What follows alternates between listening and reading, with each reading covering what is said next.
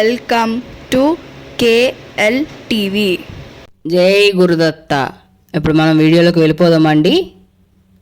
ఎవరి కర్మగా ఎవరు మళ్ళీ పుడతారు, అసలు బంధాల ఒక్క రహస్యాన్ని మనం ఇప్పుడు తెలుసుకుందామా?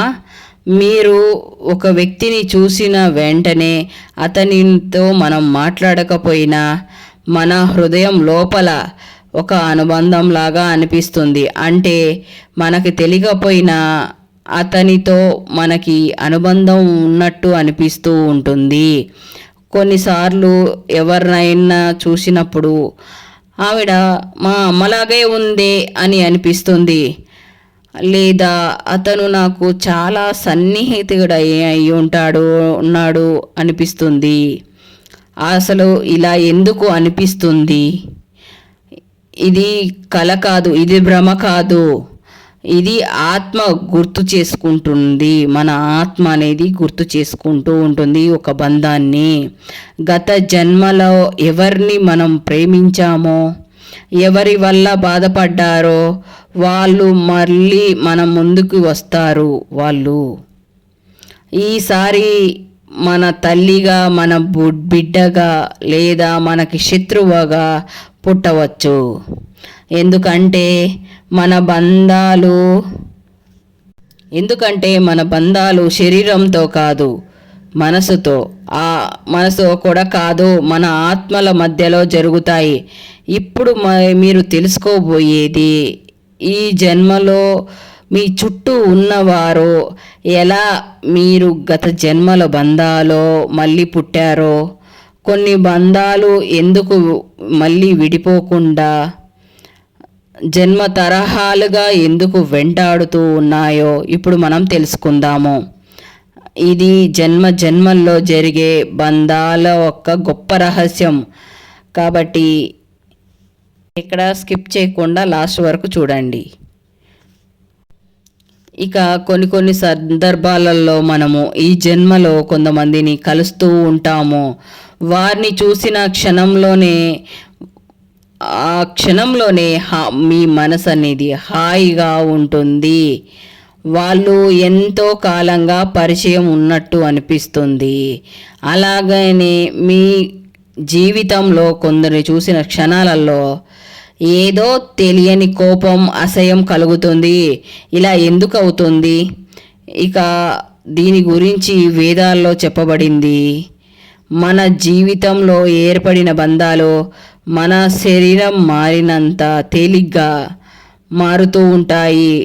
ఇక శరీరం పాతబడిపోతూ ఉంటుంది, మన శరీరం మాయమైపోతూ ఉంటుంది. కానీ ఆత్మల మధ్యలో ఉన్న అనుబంధం కొనసాగుతూనే ఉంటుంది. గత జన్మలో మీరు ఎవరికైనా మనసును ఇచ్చారంటే ఆ ప్రేమ పూర్తి అవ్వకపోతే అదే బంధం మళ్ళీ పుడుతుంది.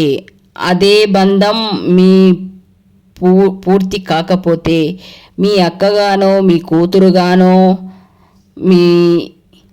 మీ భర్తగానో పుట్టవచ్చు, మీ భార్యగా అయినా పుట్టవచ్చు. ఇది కల కాదు, ఇది కర్మ నియమము. ఇది మీరు గత జన్మలో రాసుకున్న అనుభవం. భగవద్గీతలో కూడా చెప్పబడింది, యదా శరీరం అవాత్మతతి, అంటే ఆత్మ కొత్త శరీర తాలూకుతోటి ఆ వాసనలతోటి ప్రవేశిస్తుంది.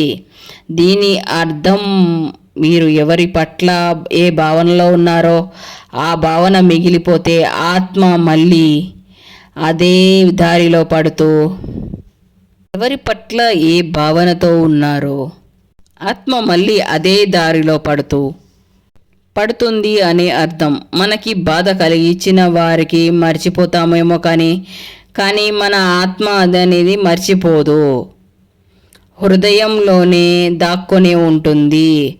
మనం గతంలో బాధపడిన బాధని మర్చిపోదాము అని అనుకుంటాము, కానీ అది మరుపు మాత్రమే. ఆత్మ దృష్టిలో ఎప్పటికీ పూర్తిగా పోదు. అలాగే గత జన్మలో ఎవరినైనా ద్వేషించినా, ఎవరితోనైనా శత్రుత్వంతో విడిపోయినా ఆ బంధం అప్పటితో పూర్తి కాదు. ఆ బంధం మళ్ళీ మీ జీవితంలోకి వస్తుంది.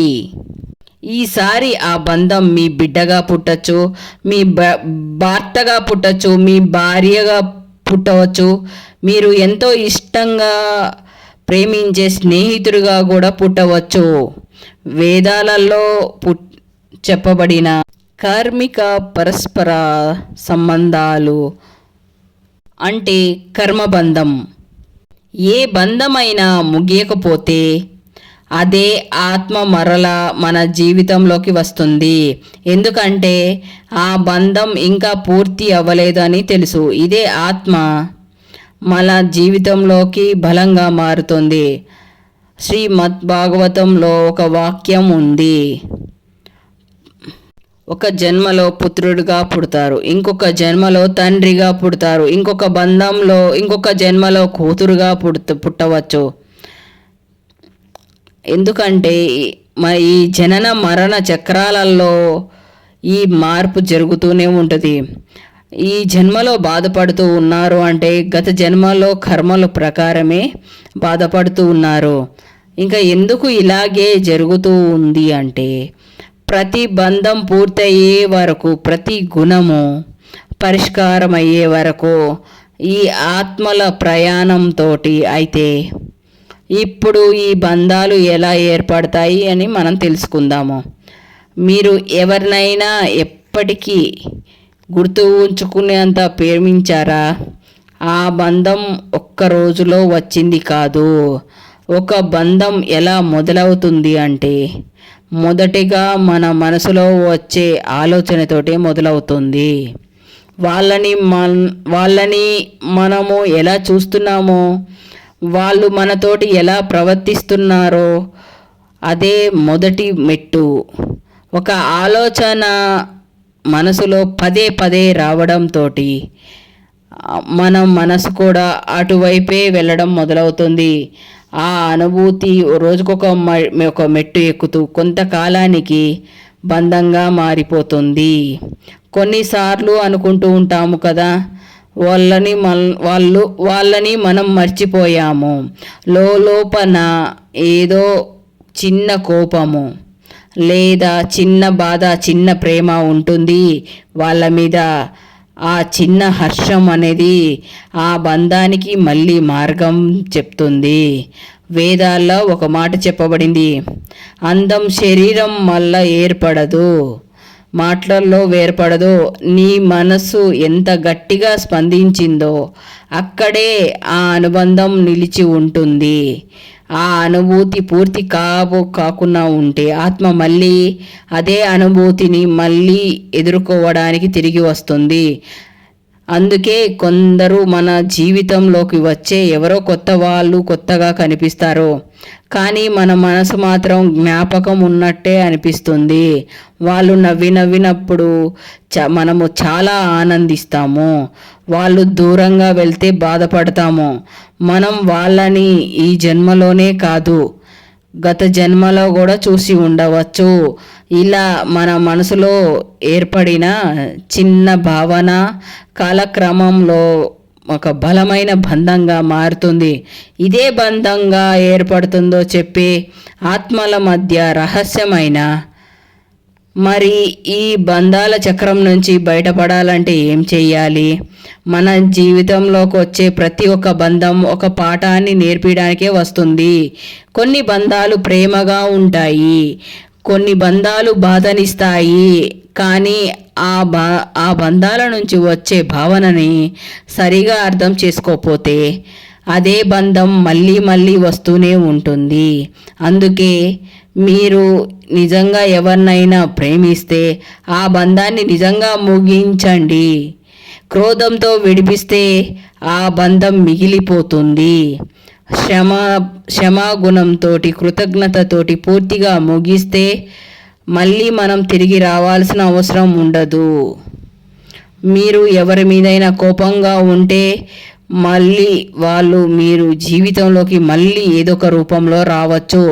కాబట్టి వాళ్ళని నిందించడం కాకుండా జీవితంలో ఉండే పాఠాన్ని నేర్చుకోండి. వాళ్ళని ద్వేషిస్తే ఆ బంధం మిగిలిపోతుంది, వాళ్ళని క్షమిస్తే ఆ బంధం పూర్తయిపోతుంది. యోగ వాసిష్టంలో ఒక గొప్ప వాక్యం ఉన్నది, మీరు విడిపోని బంధమే మళ్ళీ పుట్టే జన్మకు కారణం. ఇది నిజము. మనిషిగా పుట్టాము అంటే ఈ బంధాల మధ్య మనల్ని శక్తివంతంగా మార్చుకోవడమే ముఖ్యమైన విషయము. కాబట్టి ప్రతి ఒక్క బంధాన్ని చివరిగా ప్రేమతో, శాంతితో, కృతజ్ఞతతో ముగించండి. అప్పుడే మీరు ఈ జన్మల చక్రం నుంచి బయటపడతారు. అయితే కొంతమంది కొన్ని బంధాలను కోల్పోయాక బాధపడుతూ ఉంటారు, మౌనంగా మిగిలిపోతారు. ఒక మంచి స్నేహాన్ని కోల్పోయాను, ప్రేమించిన వ్యక్తిని కోల్పోయాను అని అంతా ఆ బంధం కోసం ఆగిపోతుంది. ఆ అనుభూతి, ఆ లోతైన జ్ఞాపకము మనసులో ఒక్కటి కోరికని పెంచుతాయి. ఆ బంధం ఇంకొకసారి తిరిగి రావాలి అని. ఇలాంటి వారి గురించి ఒక మాట చెప్తాను. ప్రేమించిన వ్యక్తిని కోల్పోవడము ప్రతి ఒక్కరికి బాధ కలిగించే విషయమే. వాళ్ళు మళ్ళీ మన జీవితంలో రావాలి అని, మనకే పుట్టాలి అని మనసు కోరుకుంటుంది. కానీ ఒక్కటి గుర్తుపెట్టుకోండి, ఆ బంధాన్ని ప్రేమగా ముగిస్తే అది మళ్ళీ మీ దగ్గరకు వచ్చే అవకాశం ఉంది. లేదు, అదే కోపంతో కానీ బాధతో కానీ ముగిస్తే ఆ బంధం మళ్ళీ మీ జీవితంలోకి వచ్చే అవకాశం ఉంటుంది. మీరు ఎవరినైనా మళ్ళీ పొందాలి అంటే వాళ్ళని కోల్పోయినప్పుడు ప్రేమతో గుర్తుపెట్టుకోండి. అందులో మీ శాంతి ఉంటుంది, అందులోనే మీరు తిరిగి కలిసే అవకాశం ఉంటుంది. మీ ప్రేమ నిజంగా స్వచ్ఛంగా ఉంటే ఆ ప్రేమ బంధం ఎప్పటికైనా తిరిగి వస్తుంది.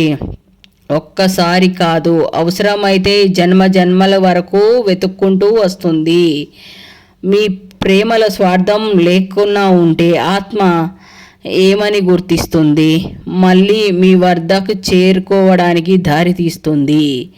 ఇప్పుడు ఒక్కసారి చుట్టూ ఉన్న వాళ్ళని శాంతంగా చూడండి.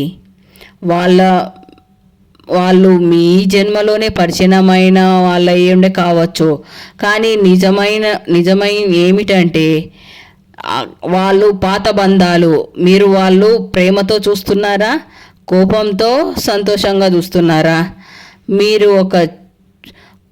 చూస్తున్న ప్రతి ఒక్క భావం గుర్తుపెట్టుకుంటుంది. ఏ అనుబంధమైనా ఈ జన్మలో ముగించకపోతే ఆ బంధం ఇంకొక రూపంలో మళ్ళీ వస్తుంది. మీ ప్రేమైన మీ ద్వేషమైన మీ శరీరం మర్చిపోతుంది, కానీ ఆత్మ మర్చిపోదు. అందుకే ఈ బంధాలన్నీ మీరు ఎలా చూస్తారో రేపటి జన్మలో అదే ఎదురవుతుంది. మీ శత్రువు మీ బిడ్డగా పుట్టవచ్చు. మీరు ఎంతో ప్రేమించిన వారైనా మరో జన్మలో శత్రువుగా మారి రావచ్చు. కానీ ఒక్కటి గుర్తుపెట్టుకోండి, బంధాన్ని పూర్తిగా ముగించకపోతే జన్మల బంధాల నుంచి బయటపడగలడు. ఇప్పటి వరకు ఇది విన్నారు కదండి, మీకు ఒక కొత్త అనుభవం, కొత్త ఫీలింగ్ కలిగి ఉంటుంది. Thank you friends. If you like this video, please like, share, subscribe. Thank you very much for watch this video.